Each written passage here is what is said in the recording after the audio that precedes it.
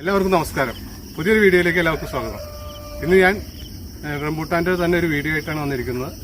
നമ്മളുടെ ചെറിയ തൈകളുടെ പ്രൂണിങ്ങിനെ കുറിച്ച്. നമ്മൾ വലിയ മരങ്ങൾ പ്രൂൺ ചെയ്യുന്ന കാര്യങ്ങളൊക്കെ പറഞ്ഞു. ഇതിപ്പോൾ നട്ടിട്ട് ഒരു വർഷം ആയിട്ടില്ല, ഒരു 10 മാസമായി. ഇത്രയും വളർച്ചയായിട്ടുണ്ട്. ഇനി നമുക്ക് ഇതിന്റെ പ്രൂണിങ് ചെയ്യണം. നല്ല ഹൈറ്റിലേക്ക് വന്നു. നമ്മളൊരു ചെടി നല്ല രീതിയിൽ പ്രൂൺ ചെയ്താൽ മാത്രമാണ് നല്ല കൊട രൂപത്തിൽ നമ്മൾ വിചാരിക്കുന്ന ഒരു ഹൈറ്റിലേക്കൊക്കെ വരുള്ളൂ. നമ്മൾ അത് ചെറുപ്പം തുടങ്ങി ട്രെയിൻ ചെയ്ത് വളർത്തിയെടുക്കണം. അപ്പോൾ പ്രൂണിങ് മസ്റ്റാണ്. അപ്പോൾ പ്രൂണിങ്ങിന് വേണ്ടത് നമുക്ക് മെയിനായിട്ട് ഒരു റംബൂട്ടാൻ മരം ഉള്ളെങ്കിലും ആ പ്രൂണിങ്ങിനുള്ള ടൂൾസ് നമ്മുടെ അടുത്ത് വേണം. അപ്പോൾ ആദ്യം തന്നെ നമുക്ക് പ്രൂണിങ്ങിനുള്ള ടൂൾസ് പരിചയപ്പെടുത്താം. ആദ്യം നമുക്ക് വേണ്ടത് ചെറിയ പ്രൂണറാണ്. അത് ചെറിയ ഐറ്റം. ഇത് അധികം റേറ്റ് ഒന്നും വരുന്നതല്ല. ഇതെല്ലാവർക്കും വീട്ടിൽ വാങ്ങിച്ചു വെക്കാവുന്നതാണ്. ഒരു 500 രൂപ താഴെ ഒക്കെ വരുള്ളൂ. 500-നും കൂടിയതുണ്ട്. ബ്രാൻഡ് അനുസരിച്ചാണ് റേറ്റ് വരുന്നത്. ഇത് നമുക്കൊരു 400 ആ റേഞ്ചിലൊക്കെ വന്നിരിക്കുന്ന സാധനമാണ്.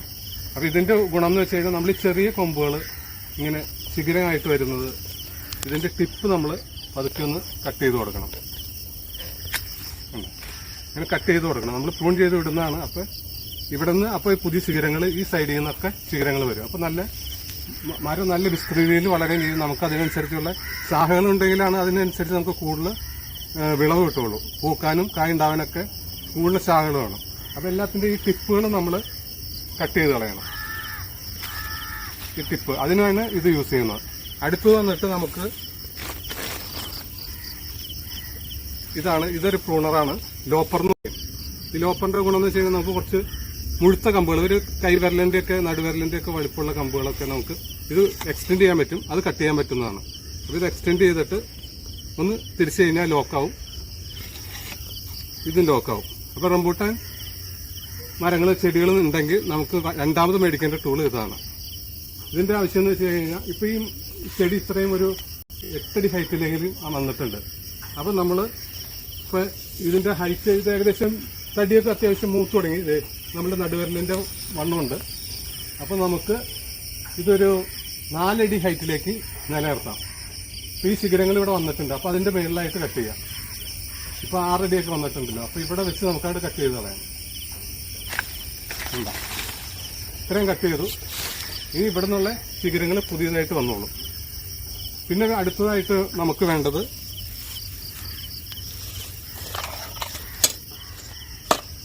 നമ്മളുടെ വാളാണ്.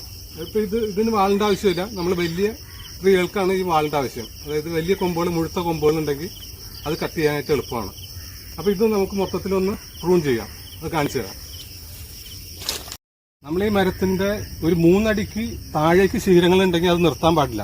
കാരണം എന്താണെന്ന് വെച്ച് കഴിഞ്ഞാൽ ആ ശിഖരം ഈ തായ്തടിയുടെ അതേ വണ്ണത്തിൽ വലുതായിട്ട് വന്നു കഴിഞ്ഞു കഴിഞ്ഞാൽ താഴെ കുറച്ചുകൂടി താഴ്ത്താ വരുന്നതെങ്കിൽ ആ സാധനം വെയിറ്റ് കൂടിയിട്ട്, അതായത് നമ്മൾ തടിയുടെ അതേ വലുപ്പത്തിൽ തന്നെയായിരിക്കും അതിന്റെ ശിഖരം പോകുന്നത്. ആ ശിഖരം പോയി കഴിയുമ്പോൾ ഇലകളൊക്കെ വന്ന് വെയിറ്റ് കൂടി കഴിഞ്ഞു കഴിഞ്ഞാൽ ഈ സാധനം വട്ടം പൊളിഞ്ഞു പോകും. അപ്പോൾ മിക്കവരും ചെയ്യുന്നത് അങ്ങനെ പണ്ട് അധികം അങ്ങനെ കറക്റ്റായിട്ട് നോക്കിയൊന്നുമല്ല പ്രൂൺ ചെയ്തുകൊണ്ടിരുന്നത്. അപ്പോൾ അങ്ങനെ ഉള്ളവർ ഇപ്പോൾ ചെയ്യുന്നത് എന്താണെന്ന് വെച്ചാൽ അതുമ്പോൾ കയറ് കെട്ടി ഈ തായ്തടിയുമേക്ക് അല്ലെങ്കിൽ വേറെ എവിടെയെങ്കിലും കെട്ടുക ചെയ്യുന്നത്. അല്ലെങ്കിൽ പിന്നെ നല്ലൊരു തൂണൊക്കെ കൊടുത്ത് നിർത്തണം. ഈ താഴെ നിന്നുള്ള കൊമ്പ് പൊളിഞ്ഞു കഴിഞ്ഞാലുള്ള പ്രശ്നം എന്താ വെച്ച് കഴിഞ്ഞാൽ അത് നേരെ നമ്മളുടെ മണ്ണിലേക്ക് ചെല്ലാണ്. അത് നമുക്കപ്പോൾ അവിടെ ഒന്നും ചെയ്യാൻ പറ്റില്ല, പൊളിഞ്ഞു പോയി കഴിഞ്ഞു കഴിഞ്ഞാൽ. മേളിൽ വെച്ചാണ് ഈ അത് പൊളിയുന്നത് വെച്ച് കഴിഞ്ഞാൽ നമുക്കത് ക്ലിയർ ചെയ്തെടുക്കാൻ പറ്റും. സ്വാഭാവികമായിട്ട് കുറച്ച് നാളുകൾക്ക് ശേഷം അത് അതിന്റെ തോല് വന്ന് കൂടി അത് ക്ലിയർ ആയി കിട്ടും നമുക്ക്. അപ്പോൾ നമ്മൾ ഒരുപാട് താഴേക്ക് കൊമ്പുകൾ നിർത്താതിരിക്കുക. അപ്പോൾ ഇപ്പോൾ നമ്മൾ ഈ ചെറിയ കൊമ്പുകളൊക്കെ നമുക്ക് കട്ട് ചെയ്താണ്. ഇതൊന്നും ആവശ്യമില്ല. ശരിക്കും നല്ല വലിയ കൊമ്പുകൾ മാത്രം നിർത്തുക. നല്ല ശിഖരങ്ങൾ നോക്കി ഒരു 4-5 ശിഖരം മാത്രം സൈഡിലേക്ക് നിർത്തുക. ഒരു 3 അടിക്ക് മേളിലേക്ക്. ഇതൊക്കെ നമുക്ക് നല്ല ചേർത്ത് വെട്ടിക്കളയാം. ഇത് താഴേക്ക് പോകുന്നതാണ്. ഇതും വെട്ടിക്കളയാം. ഇതൊക്കെ താഴേക്കുള്ളതിന് വേറൊരു പ്രശ്നം എന്താണെന്ന് വെച്ച് കഴിഞ്ഞാൽ ഇത് വലുതാവും തോറും നമ്മൾ മണ്ണിലേക്ക് വന്ന് മുട്ടും. വളമിടാനും എല്ലാത്തിനും പ്രയാസമായിരിക്കും. അപ്പോൾ ഒരു നിശ്ചിത ഹൈറ്റിൽ മരങ്ങളുടെ ശിഖരങ്ങൾ നിന്നാൽ മാത്രമാണ് നമുക്ക് ഇതുമായിട്ട് താഴെ തടത്തിൽ വളമിടാനും പണിക്കൊക്കെ നല്ല എളുപ്പം കിട്ടുള്ളൂ. പിന്നെ ഇത് വന്ന് താഴെ മുട്ടുകയും ചെയ്യും. അപ്പം അതിനുള്ളൊരു അവസരം ഉണ്ടാക്കണ്ട. തുടക്കം തുടങ്ങി നമ്മൾ അത് പ്രൂൺ ചെയ്ത് ട്രെയിൻ ചെയ്ത് വളർത്തിയെടുക്കുക ചെടികൾ. ഇത് കട്ട് ചെയ്ത് കളയാണ്. ഇത് പറയാൻ കാരണം നമ്മൾ പല ചെടികളും ഇതിൽ മുമ്പ് ചെയ്തപ്പോൾ ഇതൊന്ന് ശ്രദ്ധിക്കാതെ ചെയ്തപ്പോൾ നമുക്ക് വന്ന അനുഭവത്തിന്റെ വെളിച്ചത്തിലാണ് ഇത് പറയുന്നത്.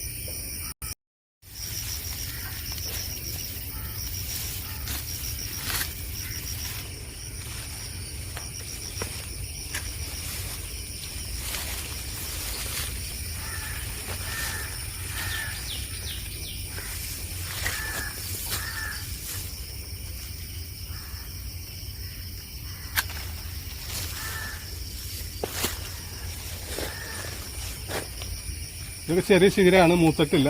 ഒന്നുകൂടി ഒന്ന് മൂത്ത് കഴിയുമ്പോൾ നമുക്ക് കൂടുതൽ നീളം വന്നു കഴിയുമ്പോൾ ഒന്ന് കട്ട് ചെയ്ത് വേണം, ടിപ്പ് വേണി കട്ട് ചെയ്ത് വേണം. നമ്മളിപ്പോൾ നിർത്താൻ പോകുന്നത് ഇപ്പോൾ ഈ ശിഖരം കുറച്ച് താഴെയായിട്ടാണ് നിൽക്കുന്നത്. ഇത് നമ്മൾ ചേർത്ത് കട്ട് ചെയ്ത് കളയാണ്. കാരണം ഇത് ഏകദേശം ഒരു 3 അടിക്ക് താഴെ വരുന്നത്.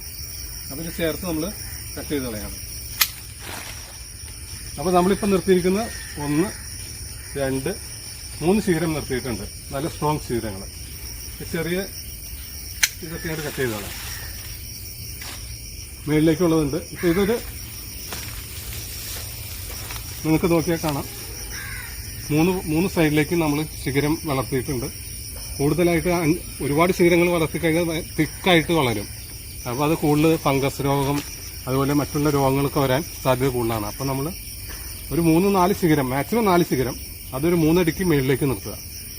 അപ്പോൾ ഇത് നമ്മൾ ചെയ്യുന്ന കാര്യമാണ്. ഇനിയിപ്പോൾ ആരും നിർബന്ധിക്കുന്നില്ല എത്രയും താഴ്ത്ത് ചെയ്തു എന്ന് വെച്ചും നമുക്ക് പ്രശ്നമില്ല. നമ്മൾ ചെയ്യുന്നൊരു രീതി നമ്മളുടെ അനുഭവത്തിൽ പറഞ്ഞ ഒരു ഡ്രോബാക്ക് ഒക്കെ ഉണ്ടായിരുന്നു ഇതിൽ. അപ്പോൾ അതുകൊണ്ടാണ് ഞാൻ പറഞ്ഞത്. പൊളിഞ്ഞു പോകാനുള്ള സാധ്യതയൊക്കെ ഞാൻ പറഞ്ഞല്ലോ.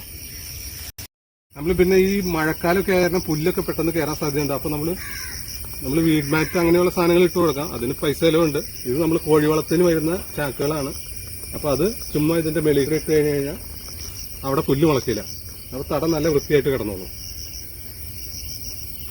അപ്പോൾ ഇത്രയേ ഉള്ളൂ ചെറിയൊരു വീഡിയോ. എല്ലാവർക്കും ബൈ.